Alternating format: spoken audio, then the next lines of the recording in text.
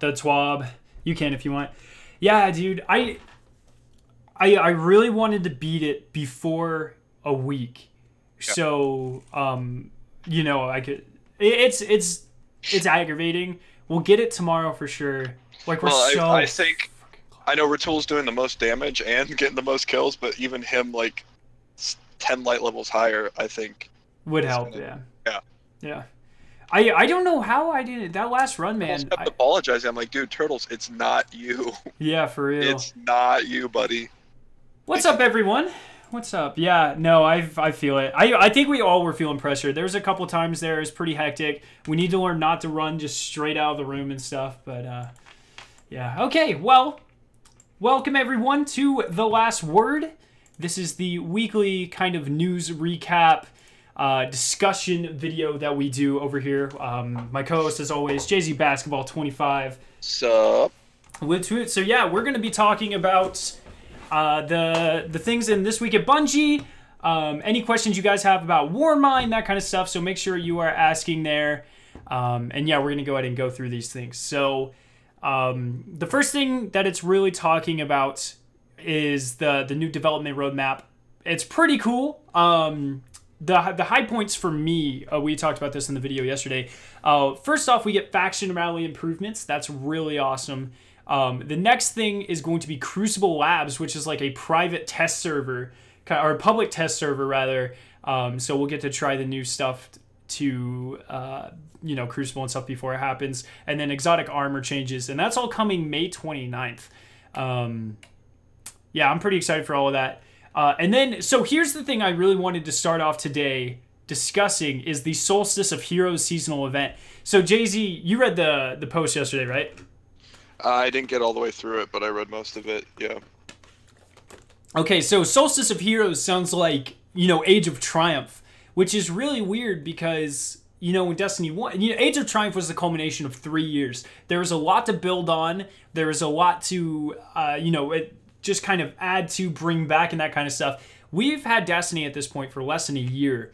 So there's not a lot of stuff they can do with that. So what do you think the Solstice of Heroes event is going to revolve around? That goes for everyone in chat too. Let me know your predictions, because I honestly don't know what to expect, to be honest. So, well, is it coinciding with the Prestige mode? Yes, it does come out at the same time. So my guess is it's going to have all 3 Prestige completions.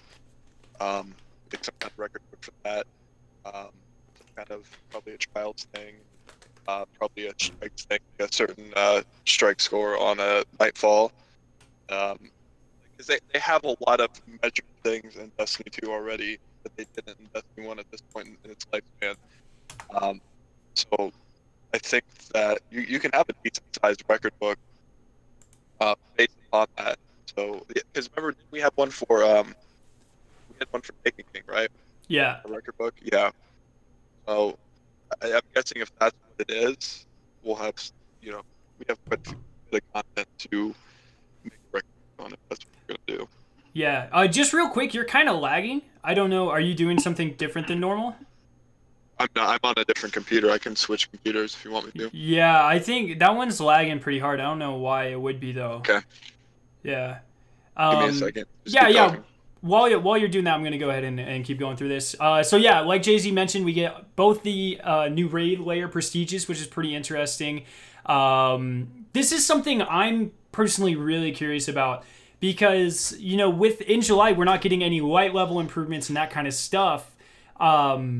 But the raid layer, like the Spire of Stars right now, is difficult, and it's not, you know, if you're at light, you can manage the ads and stuff. We just came off doing this, but the damage to the boss is very difficult. You barely make it. So I'm really interested to see what they do with the Prestige raid layer, and on top of that, Spire of Stars, especially that final boss fight, is so mechanic heavy. There are 3 individual phases of the boss fight, each of which has like 6 mechanics each. And so it'll be really interesting to see what they change, because that'll be hard. With Argus, I'm sure it'll be something simple. A different person has to pick up a skull every time or something of the sort. But with Valkor, I have no idea what they could do to make that prestige, because I think right now it feels like prestige mode, which would be really interesting to if they expanded on that. We get the year 1 triumphs, what Jay-Z was talking about. And then in September, we get the gear collections, record books, weapon slot changes, weapon randomization, and new gameplay modes, and of course, like a DLC and stuff that comes with that. Jay-Z, are you back yet? About ready to switch over. Give me 1 second. All right. So the next tab is called Powerful Progress. This just has to do, I'm guessing, with our progress on the power levels. Daniel, so they got Daniel Akinpaw. Warmind is out. We're super excited. This is in your hands now, as we've been able to get a bunch of excellent input on what we did well and what we still need to work on. One of those areas I'd like to talk a bit about is progression. I spoke a little about this before the Warmind launch, but I think one thing I could have been more clear about was that the Warmind progression system was an improvement over Curse of Osiris, but still not where we ultimately want to end up. It's a step down the road to make the game more in line with where we want it, but we need to make these iterations one step at a time so we can incorporate feedback and ensure we are heading in the right direction. Heroic strikes are a great example of something we definitely want to keep iterating on. Good. On May 29th, you will see a small change to help these better. Escalation protocol key fragments will become a 100% drop chance at each heroic strike. The goal here is to make getting these fragments more accessible while preserving the need to go play non-open world content to get the fragments. That's pretty cool. I like that change. And heroic strikes will be able to drop better rewards. Every 3 to 5 heroic strikes will drop a legendary that can carry you up to 360 power. And this should better align the rewards of heroic strikes with the difficulty of the activity and help solo players have a more reliable source of upgrades. So that's pretty cool. I mean, Jay-Z and I have both been saying for a very long time, heroic strikes are not useful in any sense. There's no reason to partake in them, honestly. You know, obviously your milestones and stuff like that. That's a good change, especially the escalation protocol key fragments, because as you go throughout the weeks, week 1 it was kind of easy to do, but that's because we were literally playing the DLC every day, like all day. So as you get further and further in the weeks, unless you're farming the Nightfall, it would be pretty difficult to, you know, get more of those. So this is a good change to that, and that happens in 12 days. We don't have any... Oh, go ahead. Yeah, did you say that it says the Nightfalls drop heroic gear every 3? Every 3 to 5 heroic strikes will drop a legendary that can carry you up to 365 power with mods. So even if you've done all your heroics for the week, you can still farm power. Looks like it, up to 360, which isn't, I mean, we're all above 360, so that won't really help us a lot, but people that maybe don't play as much as us, more the casual players, that will help quite a bit, I would imagine. Mm-hmm. We're tracking some additional issues that don't have immediate solutions, but what I want to bring up as things, so this is worded really weirdly. We are thinking and talking about. I don't currently have any potential solutions to talk about, but I want to make sure we're communicating the kinds of things we're looking at and considering. In that spirit, here are some of the top progression-related issues we're thinking about right now. How to smooth out the transition into endgame grind once the campaign is over. Currently, there's a brick wall players seem to be running into at 345 where the progression goes from fast to super friction. I don't necessarily agree with that. No. I think... I mean, even to where we are right now, to get to 270, 275, like our entire fire team is, and people in chat, if you guys have a different, you know, kind of look at this perspective, be sure to let me know, because from our standpoint, or at least how I see it, getting to 370, 375 was a very natural kind of thing. We did our milestones, we did most of the raids, everything we could do.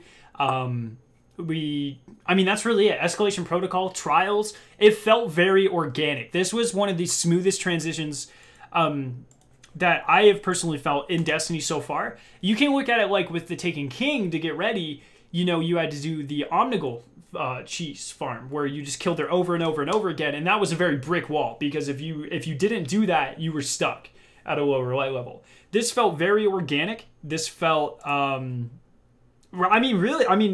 it felt thought out and really well planned. So I don't necessarily agree with that being super choppy. No, like especially 3 days in, all of us were 360. Like I was 362 after 3 days. We did both the raids on all 3 of our characters, but still, like, yeah, even if you don't have a fire team to do that, I was at 355 prior to that after 3 days. So it's very, very doable. And I don't, yeah, that doesn't make sense to me.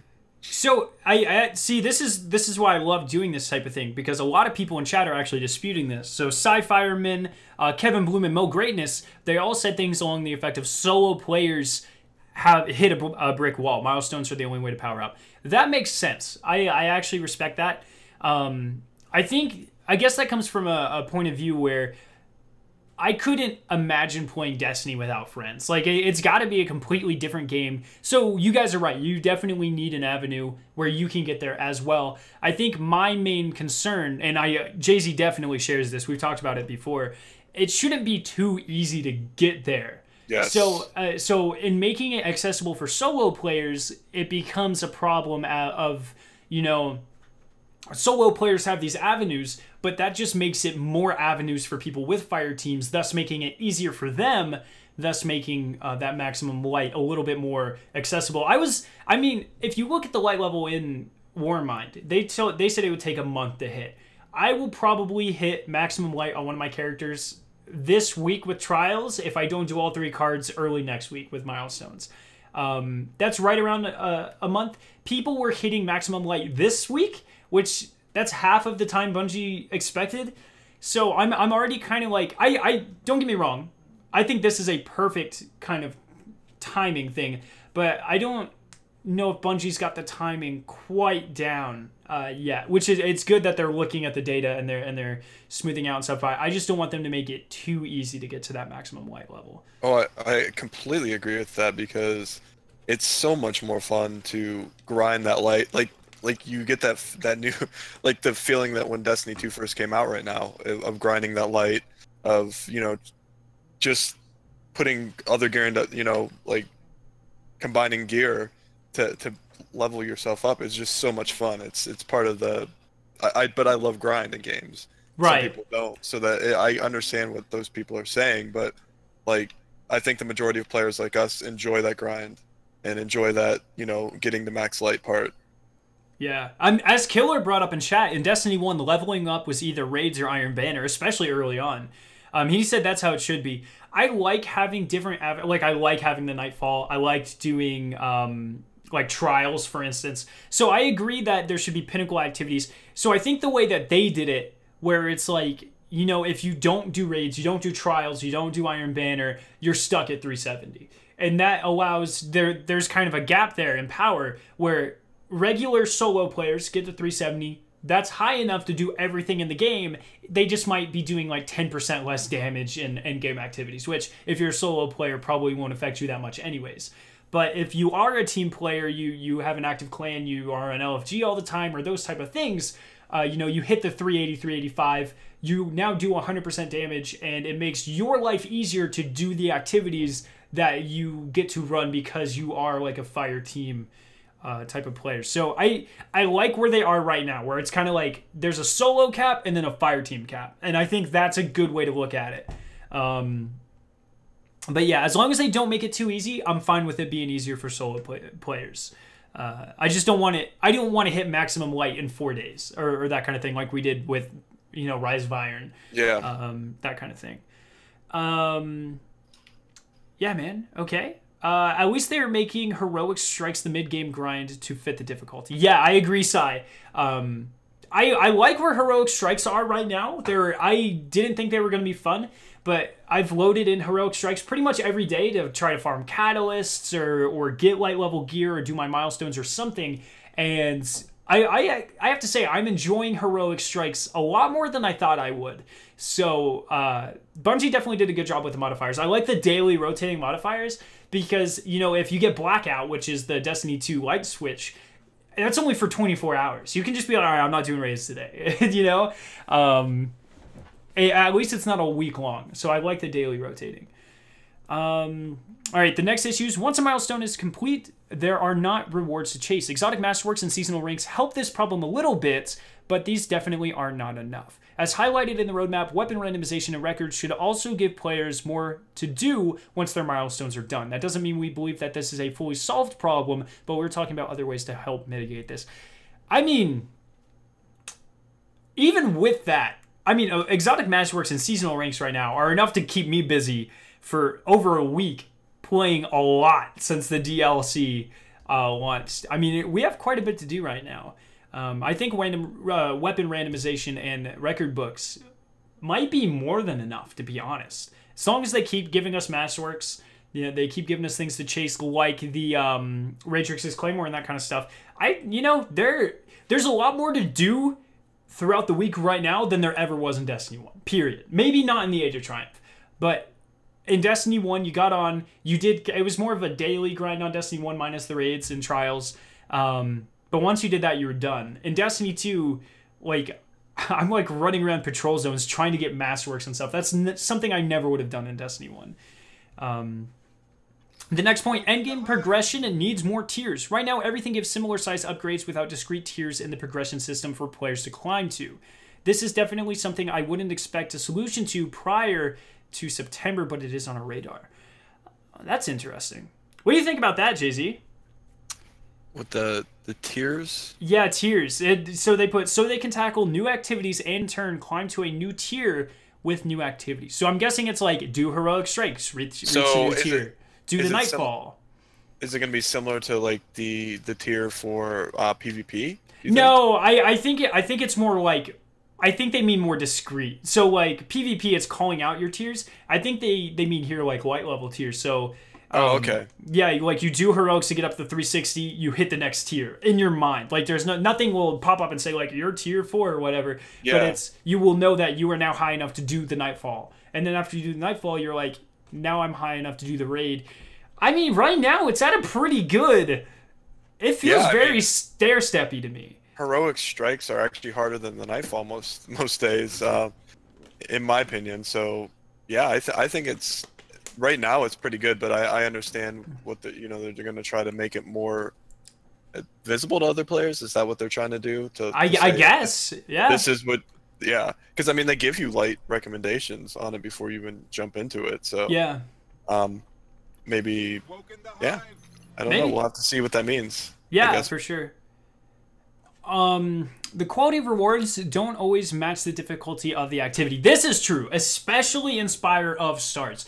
I love how they added a secret activity encounter with actual raid rewards. That's awesome. That takes a huge step forward compared to Eater of Worlds.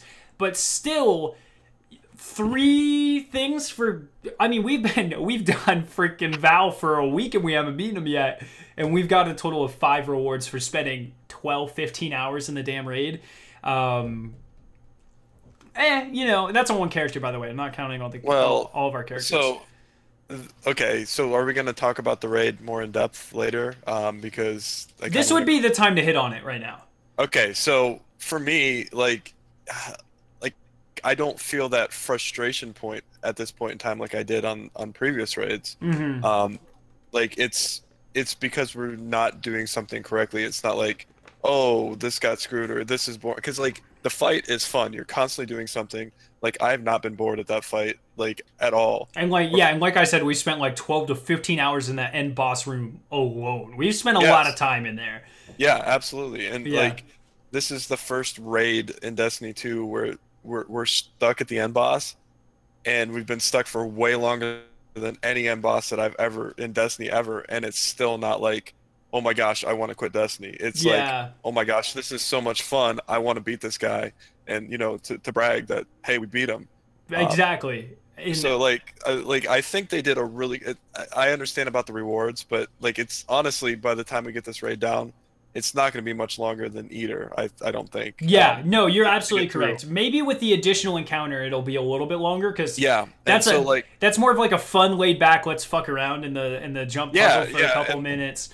And that's the whole point of a jump puzzle, is to just casually have fun in between encounters. So I think they even captured the reward part of that really well to entice the fire team to just kind of still work together as a team, but like just have fun doing it.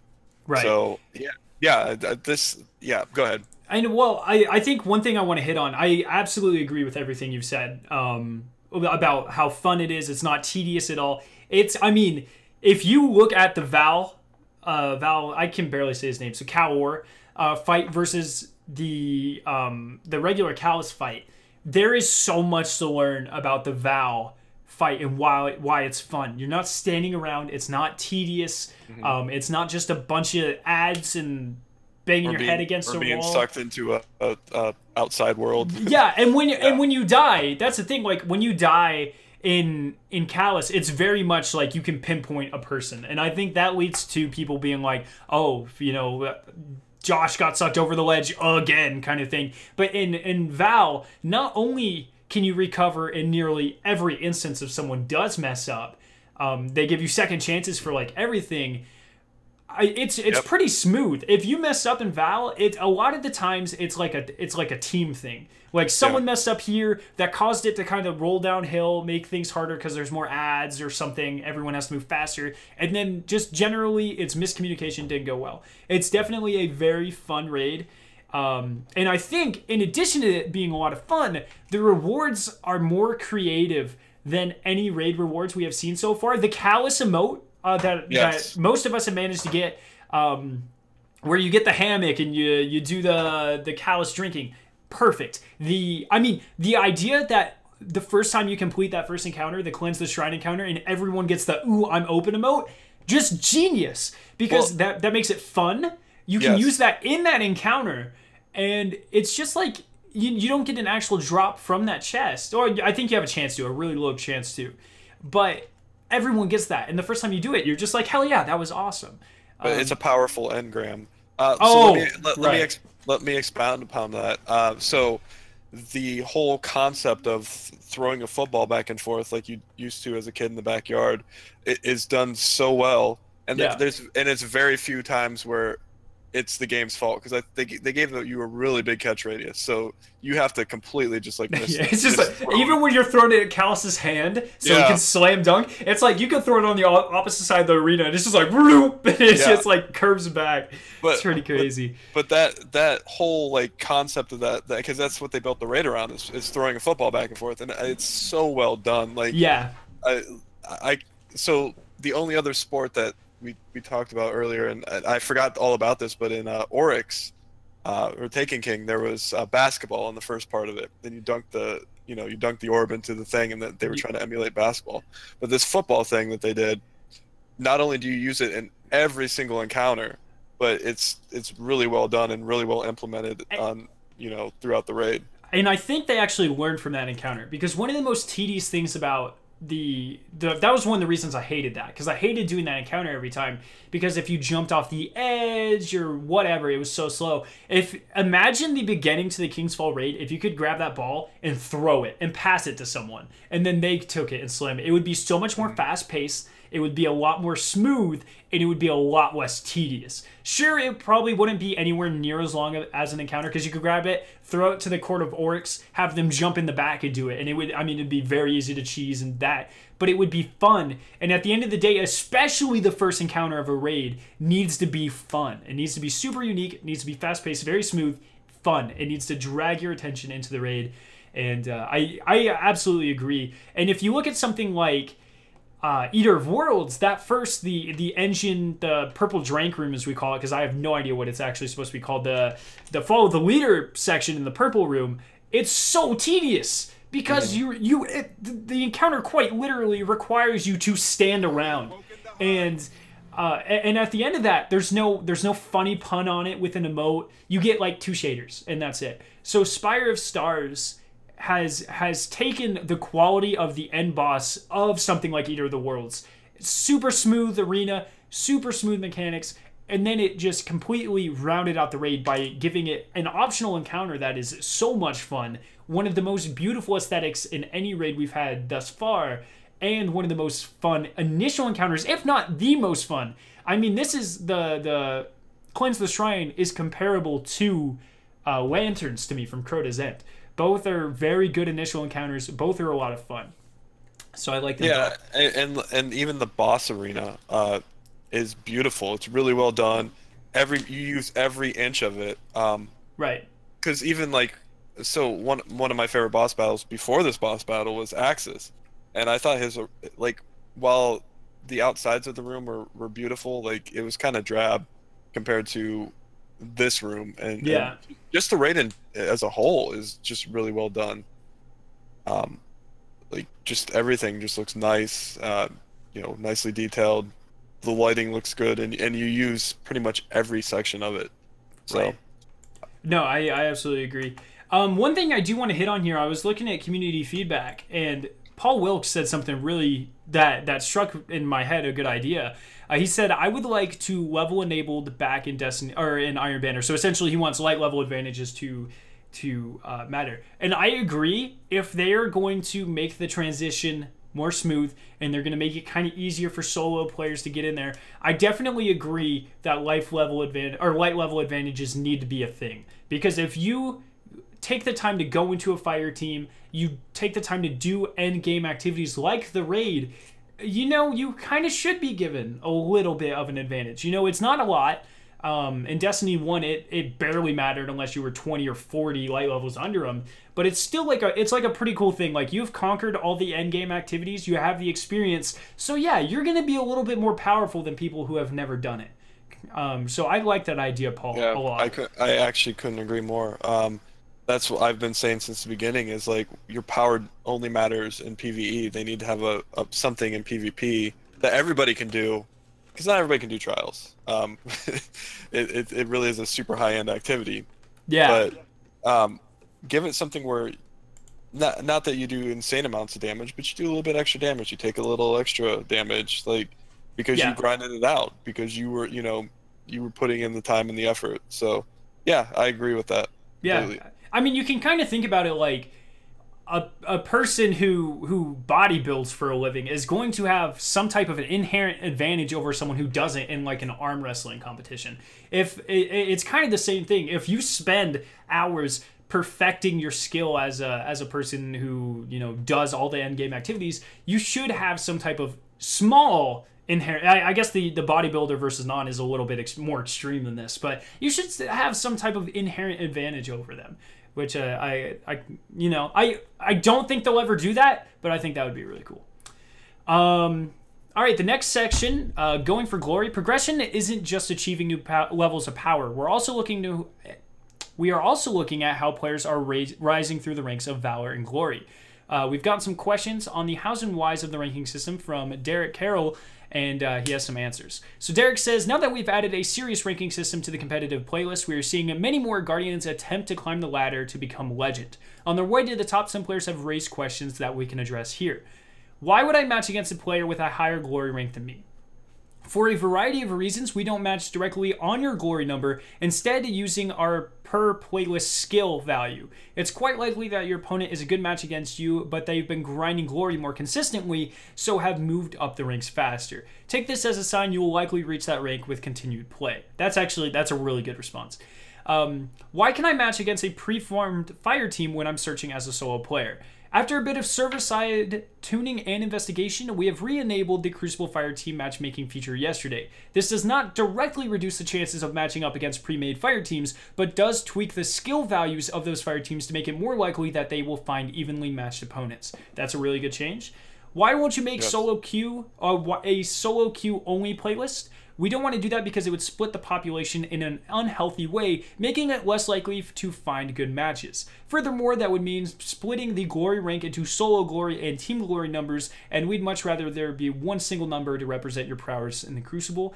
Why would you place me in a game in progress that you know I'm going to lose, ending my streak? There is no join in progress in competitive, so this can't happen for glory. However, we are working on a fix for Valor in the other playlist, so you won't lose your Valor streak that way. All really good questions, all very fantastic answers. I've been grinding glory pretty much any chance I get all week. I'm at 800-ish score, and on Valor I'm at 900. So I've done quite a bit of both. I do have to say I am part of a very competent fire team. We have been matched against other extremely competent fire teams. I definitely feel like, even though we win most of our games, we're not just going in there and slogging and just beating people who just can't fight back. We are fighting very, very skilled players.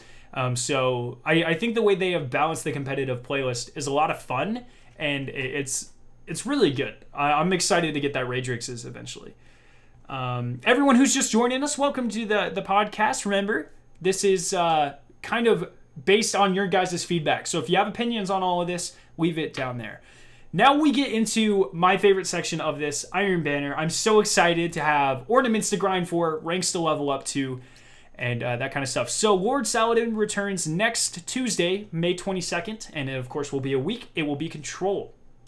The ways in which players earn rewards has also been updated for Season 3. Saladin will feature a similar reputation system to the Vanguard, which if you guys don't know, that's at certain ranks you unlock certain things, and then you earn ranks by turning in tokens. So for instance, for the Vanguard, you like at 10, 20, 30, 40, you unlock the ability to buy different weapons, and then at 50, you actually get an exclusive Vanguard ship that is exotic that you only get if you reach rank 50 with the Vanguard. So they're going to be doing something similar with Iron Banner. Where the players can climb the ranks by turning in Iron Banner tokens. Each reputation rank up will lend progress to unlocking desired rewards. Pretty much exactly what I said. So let's zoom in on this. I'm going to go ahead and guess this is going to have 50 ranks as well. And it looks like, so the ornaments, how it works with Vanguard, you have to get to that rank plus complete an additional challenge. So I'm guessing the class item, as always, is going to be like reach rank 5, claim 5 Iron Banner engrams. That's the exact same thing. So probably boots will probably, just like last time, get grenade kills or something. I'm sure they'll be unique, but each of these different ranks, you can purchase something like a weapon directly. You can earn an ornament, that kind of thing. What is really weird to me, so down here, these are Season 2 ornaments. I would not expect to be able to earn those if you did not. I don't know why they're still in this screenshot. I would imagine they should be taken off the vendor because you can't earn them anymore, but that's something we'll have to see. And then we actually get a look at the new weapons here. So they have added 6 new weapons for Season 3. A rocket launcher, that's a Suros rocket launcher, so it probably won't be too good. I really want a rocket launcher that can hold more than one rocket in the magazine. So if you want to make a great legendary Suros rocket from Iron Banner and get people to farm for it, it better be able to hold like 2 rockets. That's all I'm saying. There's a new sidearm. It's a Hawk A1, so it probably won't be very good, unfortunately. There's a Valakaden archetype assault rifle. Maybe with good perks, it would be good. There is an SMG. I don't know what model that is. Maybe Anio model SMG. You have a new hand cannon that looks like the annual skate. And then you have a new sniper rifle. It's very interesting. Iron Banner does come out on Tuesday, guys. And here we go. What I am super excited for, personally, the Iron Banner ornaments. Jay-Z, wait until the stream updates and let me know what you think. Okay, I'm still on the weapons. Man, I like this a lot. I've been really liking the kind of samurai feel of the Iron Banner stuff up to this point, and it looks like they're sort of transitioning more to a half samurai, half knight type of feel. That hunter is slick, though. Oh yeah, those helmets. Wow. Yeah, that Warlock helmet. So I don't know if you're a Teenage Mutant Ninja Turtles fan, but they all look like Super Shredder. Oh yeah, I guess they kind of do. Yeah. God, that hunter cloak is beautiful. I love the wings on the neck, on the collarbone there. That Warlock helmet. Yeah, next week I'm going to be grinding as hard as possible to earn all of these. I'll be on live stream, of course, for all of it. Yeah, I'm pretty excited for that. Yeah. Tracy Pace, wow, these ornaments look top tier. Absolutely. Yeah. They look fantastic. Very excited to earn those. Hopefully I hope some of the challenges are as difficult as the 150 grenade and melee kills from last season. That was fun. I want to grind, I want an end goal, and I want it to be difficult. And they did it last time. I'm really looking forward to those. Is it just me, JC, or does the hunter look a little bit chunky though? When he spins around, he's got a beer gut on him a little bit. It does look like he's got. Is he pregnant? it's like right underneath his pecs. It's like a really weird place to be fat in. I don't know. So the one class that looks fat and everything, the Titan actually looks kind of slim. Yeah, he looks super slim. Yeah. That's pretty funny. I'm excited to get that. I bet that will look really good on female hunters though. So now we're talking about the Destiny 2 companion. John says, 2 weeks ago, we started a discussion on Bungie.net and Reddit to get feedback on the companion app and Bungie.net. We've combed the feedback and created a prioritized list of themes and sentiment that have been trending throughout the community. Priority was based on the volume of specific feedback items, how a feature or change could impact the user base, and if a current feature usage data match up with some of our inferences. I can pronunciate, I promise. Yeah, so it looks like these are the kind of things they're doing. So time frame early summer, they're going to be adding stats, which are metal counts. That's a good one. LFG to the app. That's pretty cool. Vendor accessibility and primary user experience. That means vendors are currently available to interact through the companion app, but a reoccurring piece of feedback was that players are unable to locate the feature. Oh, so they're just moving it around. Okay. So later in the summer, there's going to be gear user experience and sorting. So essentially, they're going to be adding a dim-like service to the companion app, and then in the future. Well, they actually didn't even say anything specific, so they're going to be continuing to update it. Known issues with Warmind. We know the heroic strike stuff. Just don't use the boon of the Vanguard, and you should be all right. Clan XP. If you guys don't know, the Hawthorne milestone engram that says powerful gear actually doesn't give you anything past 340. So, or it might even be 360.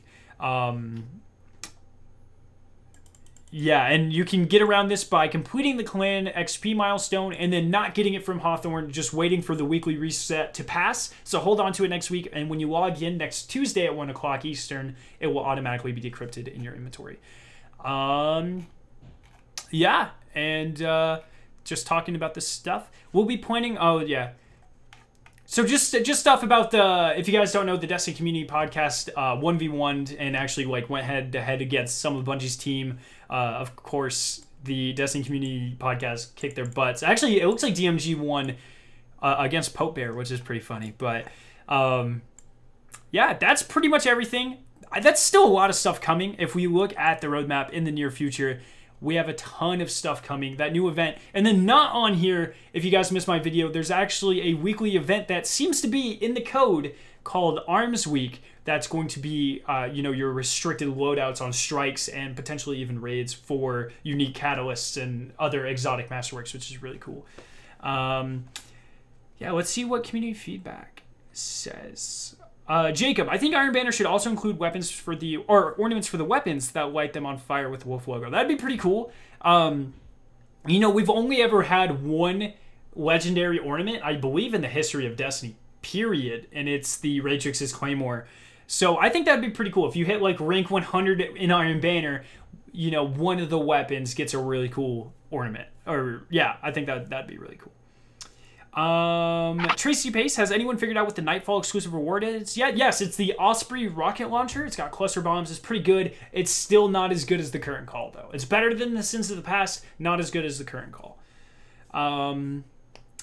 Yeah, Jay-Z. All right, man. Looking forward. What are you most pumped for? Out of all the changes coming? Yeah. The strike, high-powered loot every 3 to 5 strikes. Yeah. And the Iron Banner. Well, just the Iron Banner in general. Like, I haven't wanted to play an Iron Banner really since the first one, so like I actually want to play this one. Yeah, it'll be great for rewards. All of this armor looks amazing. I'm sure the weapons have great perks. Bungie's done a really great job in Destiny 2 of making a lot of the weapons feel extremely usable. So that's something I'm excited. Also prestigious modes on the raids. Oh yeah.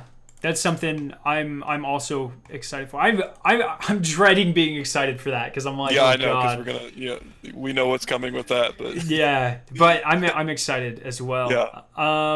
The Solstice of Heroes seasonal event, the Year 1 Triumphs. I can't wait. I hope they do another T-shirt for your Age of Triumph kind of stuff. That would be pretty cool. Seeing that completed in game has always been one of my favorite things. Like, it's always like a realization, like, gosh, I spent too much time on this game, but I've mastered the universe. I love that feeling. Age of Triumph was such a nostalgia thing, though. It was so good. Like they did that really well. So I'm sure, and I guarantee Bungie has some tricks up their sleeves. Like with how well Crimson Days was done, I guarantee this will have exclusive loot for doing stuff and just all sorts of great. I mean, I would like to say before we step off, because this is our first one since Warmind launched. I do want Bungie to really know how much I appreciate the work that they put into the aesthetic sides of things. There are so many, when we went into Season 2, we had the type of Sparrow that came with SRL, and it was the Season 2 Sparrow, and the Puffy Ghost was the Season 2 Ghost, and everything was that. In Season 3, there are 10 different types of ghost designs. If there's an exotic shell, more than likely it's super unique. The disco ball one's really good. Like, there's different types of designs. They're all unique. Same thing with the ships. We have, I mean, in this update alone, we've gotten more variants on ships than we have ever gotten ever. And with Eververse, they have been super generous. I have over 15,000 Bright Dust. Let that sink in. And I've never put a cent into the game. And that is all because of the system that Bungie, the changes that Bungie has made to the system. They are being extremely generous. The end loot is great. They know, like I said, some of the best emotes. My favorite emote ever in Destiny, the Callous one, comes from a raid. That's awesome. That is fantastic. Great job on that one. We've never had one come from a raid before. Never. Yeah, absolutely. They're having fun with the emotes. They're having fun with the ships. They're having fun with the Sparrows. They're making sure stuff comes from end game activities. When you collect all 45 of the data fragments, you get the that Sparrow. It's a genius thing, because some people might not be interested in the Sparrow, but the top 1% that needs everything and needs to collect everything, boom, you have a great way to show it off. And I think that's awesome. Same thing with the Radrixes. If you hit legendary rank, you do get the first legendary ornament for a weapon ever. Bungie really went all out with the design of this and how much farming you have to do and how much time you have to put in. And it's really designed to please the long-term hardcore players. And that alone is why I consider personally Warmind to be my favorite expansion in Destiny history, because it has made the most progress to what I want Destiny to be. It is by far the most grind-intensive DLC we've ever had, and everything is unique. You can tell Bungie carefully crafted every aspect of this DLC, and that's why I love it. And yeah, I think that's a good place to leave it on. What do you appreciate the most, Jay-Z? Out of everything, we spent the last week playing the DLC. What is your high note to leave off on?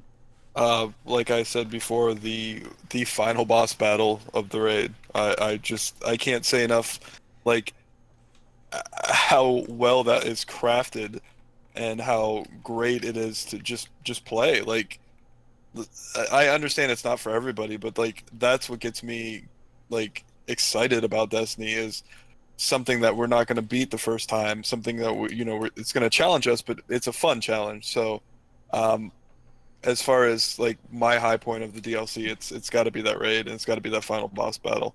Well put. I mean, and I don't know how much of this Vicarious Visions did, but teaming up with a different studio to not only bring in more manpower, but other ideas and fresh experiences to Destiny, like, let's keep doing that. I can't wait to see what High Moon does. And I think there's a third studio, I believe, helping them work on the next DLC. And I mean, if this is what other companies collaborating looks like, give me more of this, because this is fantastic. Yeah, I'm pretty excited for all of this. And another thing I just want to leave off on, I know I'm being super giddy, super positive right now. Every single thing in this update, in this DLC, Bungie has been like, it's not the end goal, but it's steps in the right direction, meaning they have even more planned for us, which is fan-freaking-tastic. That's awesome. And of course, we have the weapon slot changes and the random rolls, or however they do it, coming in September. So we know what the end game is now. And this, in addition to everything else, is it's going to be such a packed game. I'm so excited, man. Oh yeah, especially if they keep all the raids up to level. Yeah. Being able to do, by the time this next DLC comes out in 3 months, 4 different raids at level. And anytime we want. That's how many we had in the Destiny 1. So well, Azer Triumph, yeah. I definitely think that's why, especially with this DLC, when people are like, Destiny 1's better, whatever. Like, if you don't like the changes that they brought with this update and how intensive it is, this probably isn't the type of game for you. Looter shooters are supposed to be very grind intensive, very MMO like, and this is as close to this what's the name of the game? Destiny has ever been. Borderlands? No. Well, this is the closest to that genre and the most intensive Destiny's ever been. So if you don't really like this, either you're lying to yourself and not letting yourself try it out, or you might just not like the genre, which is perfectly fine. Yeah. But you just might think it's supposed to be something else that it's not.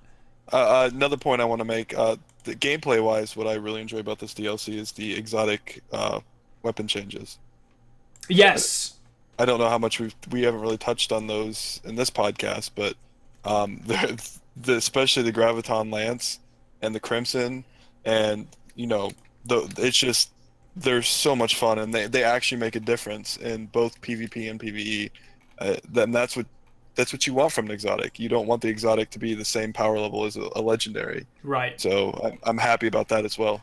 I 100% agree. There's not. I'm working on my ranking all exotics list right now. I've been doing it for the past couple of days, and there's like 3 exotics in the game where I'm like, I would never use this, and all the rest are just really fun, really unique. They add to gameplay, and yeah, I think that's it. Alrighty, well, I think that is as good a place as any to end it. A lot of awesome stuff. We're going to be trying to complete the Spire of Stars tomorrow. I'll definitely be streaming it because I really think we have it. It'll probably start around 5:30 Eastern. So make sure you guys come check that out. It'll be our first kill. And, I mean, we've got it down. We have to get it tomorrow night. There's no doubt in my mind. But, yeah, that is going to be this episode or this week's last word. I hope you guys did enjoy. If you want to keep up to date with all my videos, all the news when we were going live, that kind of stuff, make sure you go follow me on Twitter at Skarrow9. That's simple. And yeah, Jay-Z, go ahead and do your thing, man. Jay-Z Basketball 25 on the Twitters and Xbox. Oh, there you go. Alrighty. So another week in the bag, another amazing DLC. I'm so excited. The future is looking very bright, ladies and gentlemen. I'm super pumped. But yeah, until next week, or I guess until the live stream tomorrow, or my next video, I'll probably make a video before then. I hope you guys enjoyed this. If you missed any of my videos this week, go check them out. And yeah, we'll see you in the next one. Peace.